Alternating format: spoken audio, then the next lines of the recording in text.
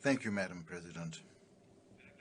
Madam President, distinguished members of the Court, it's always an honor to speak before you, and a particular honor to do so today in the present circumstances to support Armenia. My presentation will be devoted to the necessity to protect the right of Armenia and Armenians to enjoy, without prohibited discrimination, their cultural and religious heritage. Article 2 of the Convention on the Elimination of All Forms of Racial Discrimination obliges the states parties to recall, and I quote, to engage in no act or practice of racial discrimination. Furthermore, Article 5 of the Convention imposes that one ensure without prohibited discrimination the enjoyment of the rights stated under it. Amongst those rights is the right to freedom of religion and, I quote, also the right to equal participation in cultural activities.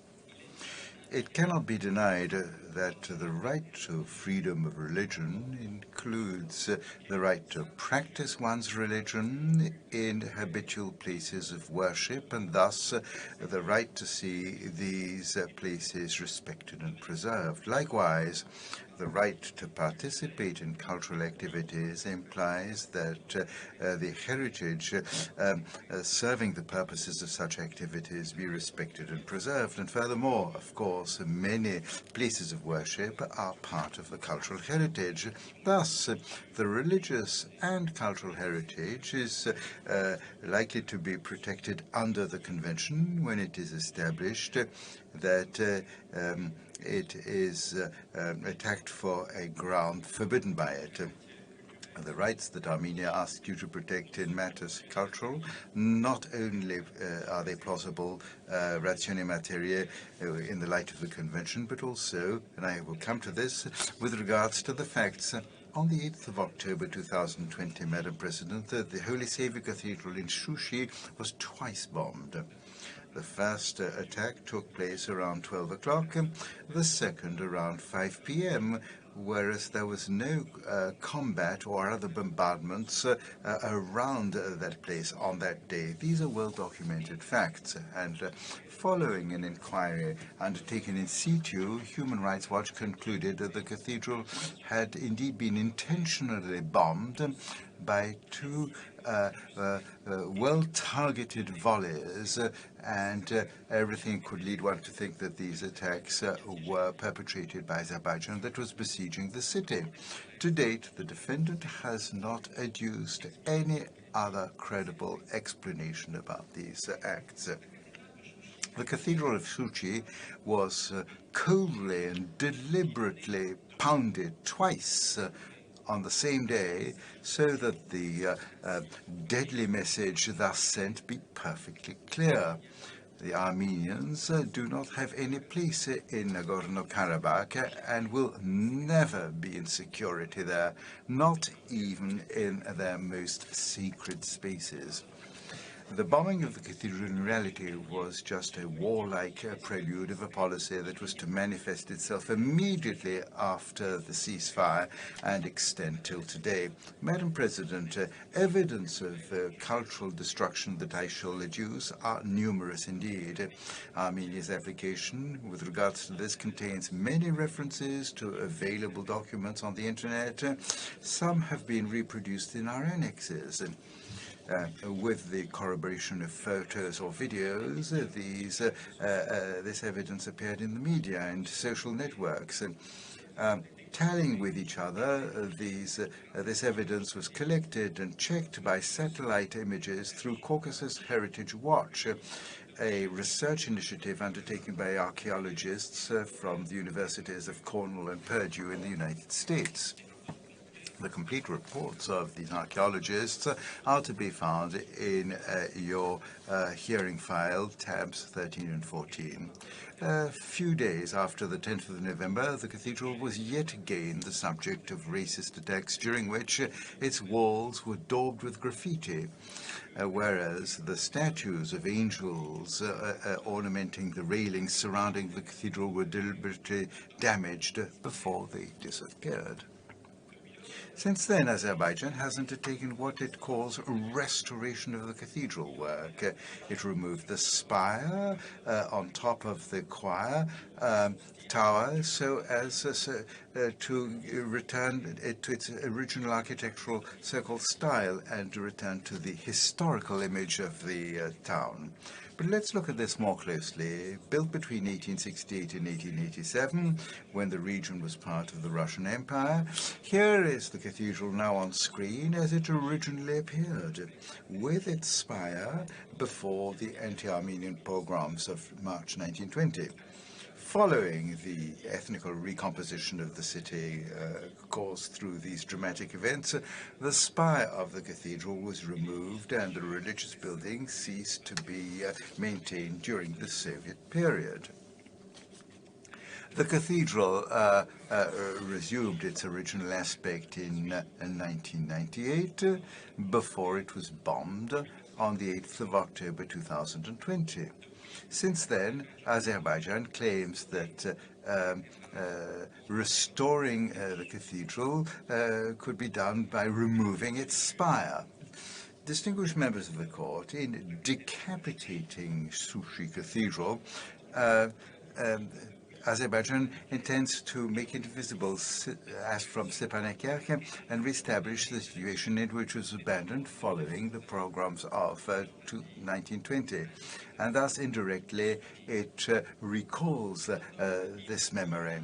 Claiming to reestablish the historical image of the city, Azerbaijan indeed reveals its policy of racial discrimination after having voluntarily destroyed the cultural heritage, the Armenian cultural heritage, by bombing it. Azerbaijan is altering, modifying what remains of it in order to diminish its presence.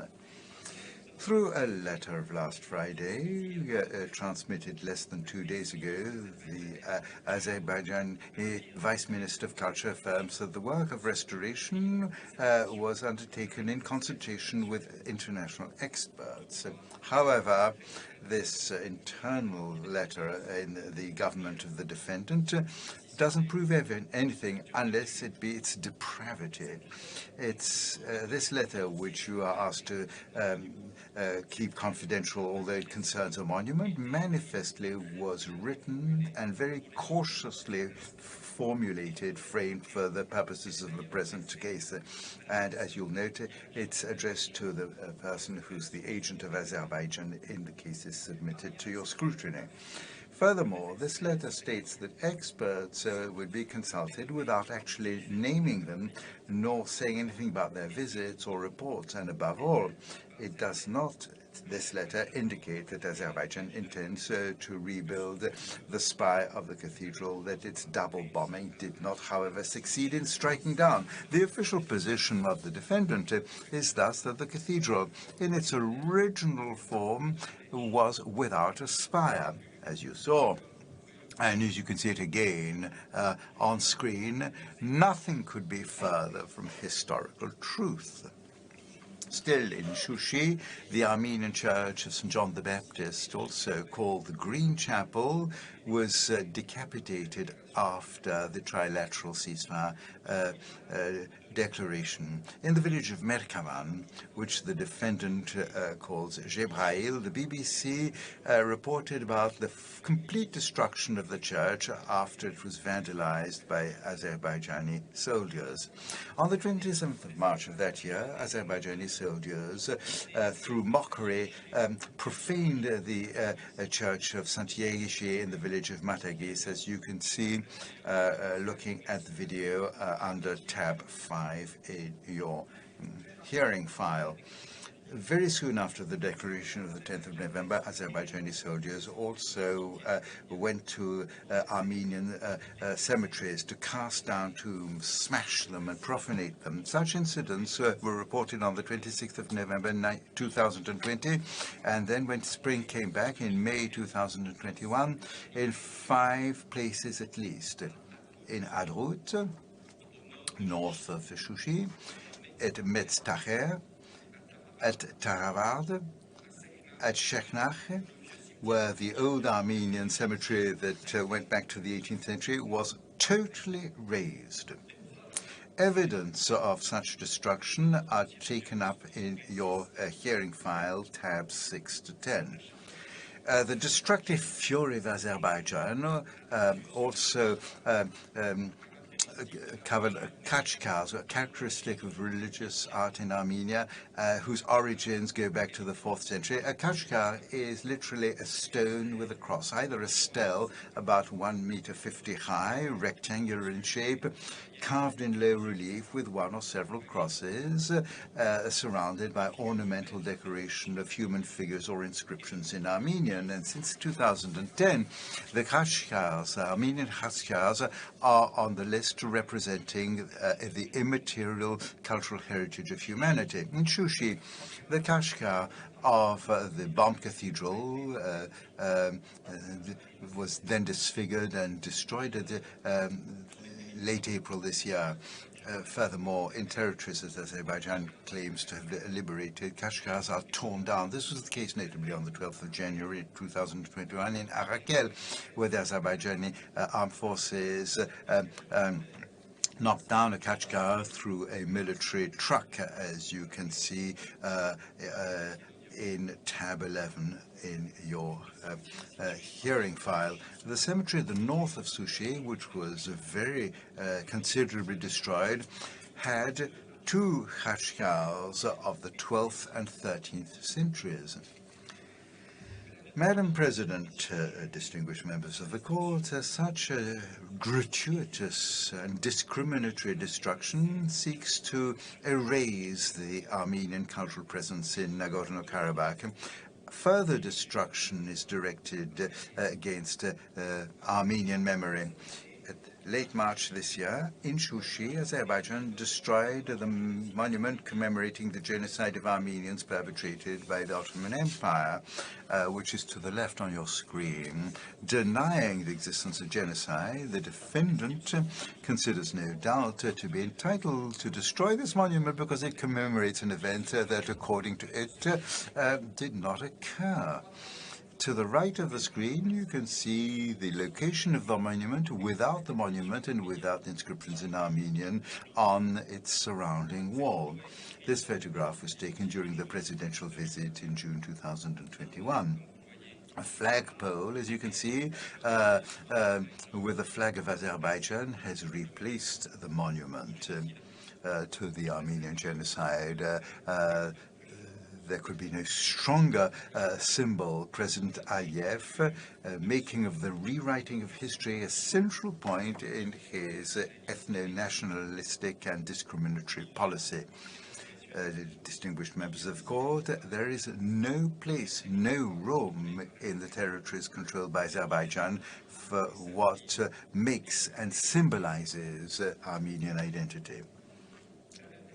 Madam President, during his speech before the General Assembly on the 23rd of September last week, thus after your court was seized by Armenia, and on the very day Azerbaijan filed in reply its own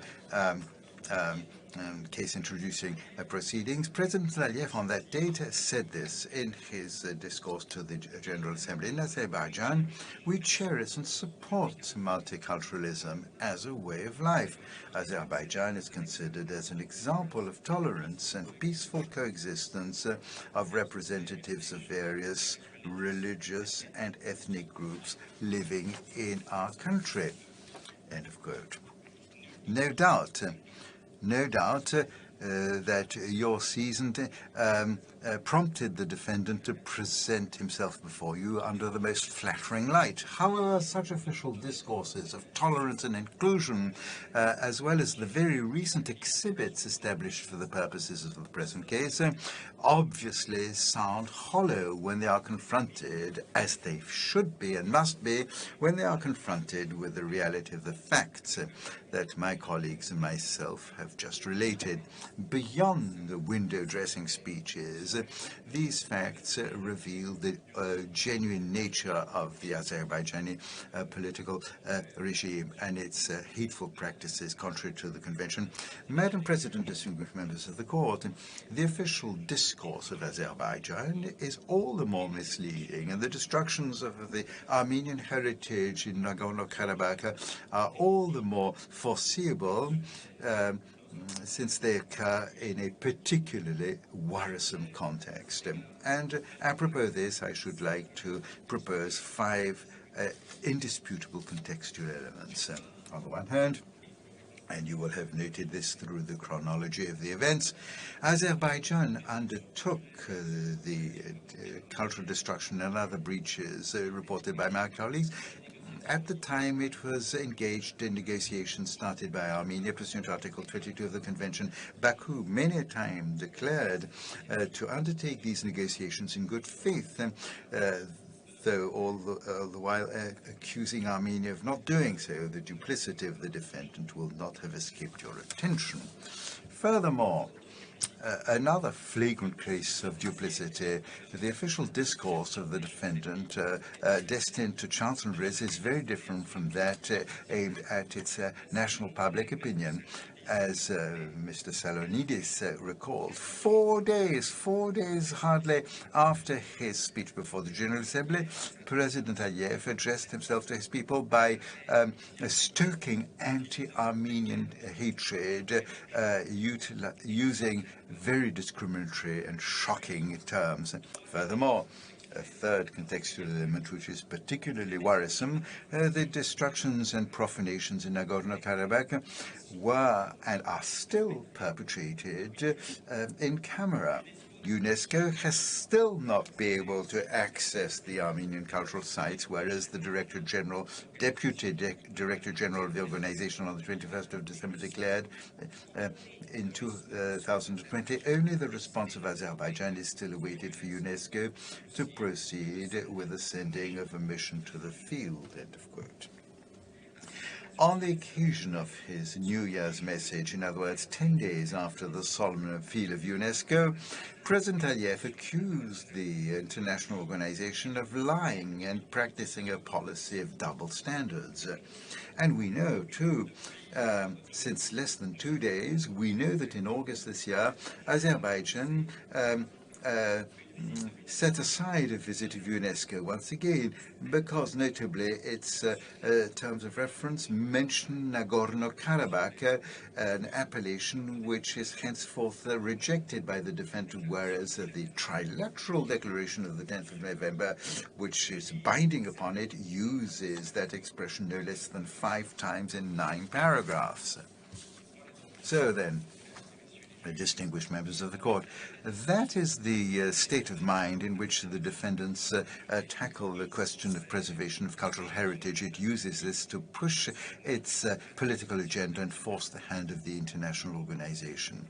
And then the fourth element, contextual element that need be recalled, is due to the fact that Azerbaijan, alas, is accustomed with cultural destruction when it's a matter of attacking the Armenian historical heritage in the Autonomous Republic of Nakhichevan, located in the southwest of Armenia. Azerbaijan has committed innumerable cultural destructions since its independence, especially in 2005. Baku raised literally the old cemetery in Dzorap, which had thousands of khachkars, the greatest, the largest collection in the world. These facts and others were duly documented, and we return to them when we come to the merits of the present case. The International Council for Monuments and Sites, as well as the European Parliament, deplored and denounced what the press qualified as the worst cultural